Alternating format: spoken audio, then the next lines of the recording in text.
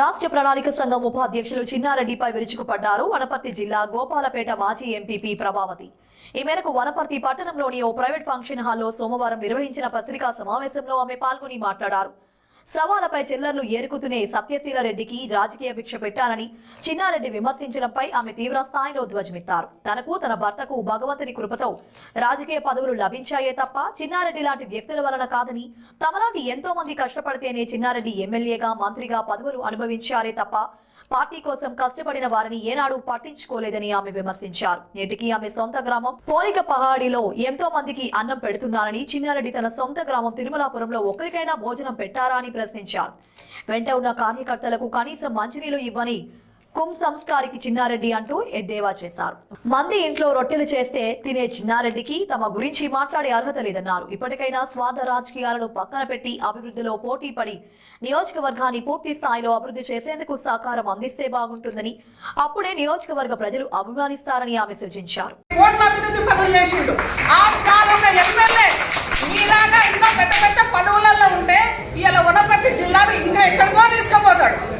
ఆయన గొప్పతనం చూసి, ఆయన కష్టపడే తత్వం చూసి అది ఓడ్చుకోలేకపోతున్నాడు.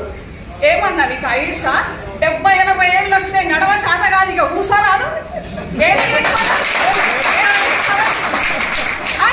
నీకు మంచిగా చెప్తున్నా, ఒక ఆడపిల్లను నువ్వు నన్ను కూడా చెల్లమ్మ అని పిలుస్తుంటివి, నేను కూడా అన్నా. నువ్వంటే నాకు కూడా చాలా గౌరవం. ఇప్పటికి కూడా నా భర్తనే కానీ, నా కుటుంబాన్నే కానీ వ్యక్తిగతంగా విమర్శిస్తే సత్యశీలారెడ్డి కాదు, ఇప్పటి నుంచి ప్రభావతి అటాక్ చేస్తుంది.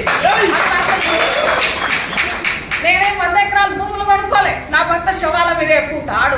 నా ఇంట్లో ఇలా 10 మంది కన్నం పెడతా పొలికపళ్ళ. నువ్వు పెట్టావరా తిరుమలాపురంలో ఎప్పుడన్నా 10 మంది కన్నం? నువ్వు పోతే రొట్టెలు 100 ఇళ్ళకి తెప్పించుకొని తింటావు. నేను నా ఇంట్లో రొట్టెలు చేసి 10 మందికి పెడతారా? లేదా శవాల మీద ఎక్కునే కాలాలు నువ్వా?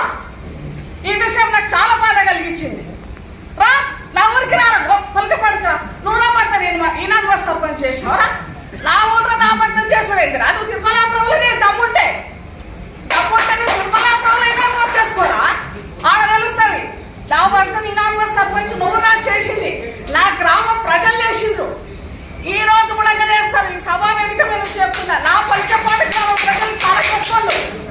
ఈ రోజు కూడా చెప్తున్నారు, రెడ్డి నువ్వు దేనికన్నా నిలబడు, నీకు మించి మేము ఓటేయం.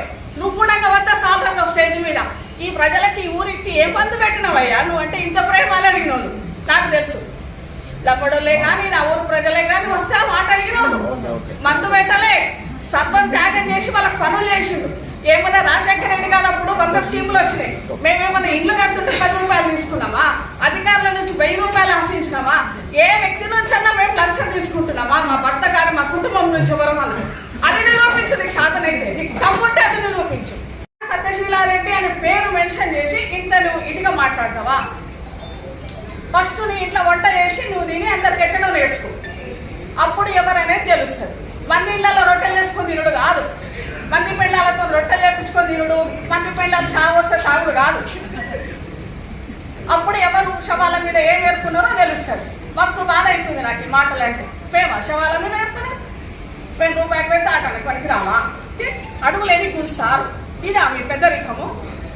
ఇంకా ఆయనకు సపోర్ట్ ఉండాలి. అంటే ఒక రైతు బిడ్డ ఎమ్మెల్యే కాకూడదు, నువ్వే కావాలి. నేను అదే ఆ పదవి అయింది, నాకు ఈ పదవి వచ్చింది, నేను అంతెత్తుపోయినా, నేను ఇంతెత్తు. ఎట్లకెళ్ళిపోతావు నువ్వు అంతెత్తుకు? ఏడుంచి పోయినావు? మేమందరము ప్రతి మండలంలో ప్రతి కార్యకర్త, వనపర్తి ప్రతి మండలం ప్రతి ఒక్కరు ఇక్కడ ఉన్న ప్రతి ఒక్కరు ఓట్లేస్తే నువ్వు ఎమ్మెల్యే పోయి అంత పెద్ద పదవులలో పోయినావు. ఎట్లకెళ్ళిపోయినావు? నేను తెచ్చిన ఏనొచ్చి తెస్తావు? మరి నీ కొడుకు అలా ఏం పని చేసిందని ఆ పదవి ఇప్పించుకుంది. అవసరమా నీ కొడుకు? అంత పనులు చేసిన వాళ్ళు ఎవరు లేకుండా ఎట్లకెళ్ళి కాంగ్రెస్ వాళ్ళకి ఎందుకు ఇప్పియలే? మరి మాటలు కొంచెం జాగ్రత్తగా మాట్లాడు. ఇంకా నువ్వంటే గౌరవం ఉంది, ప్రేమ ఉంది, అవి ఉంచుకో. అవి ఆయనతో కూడా వద్దు.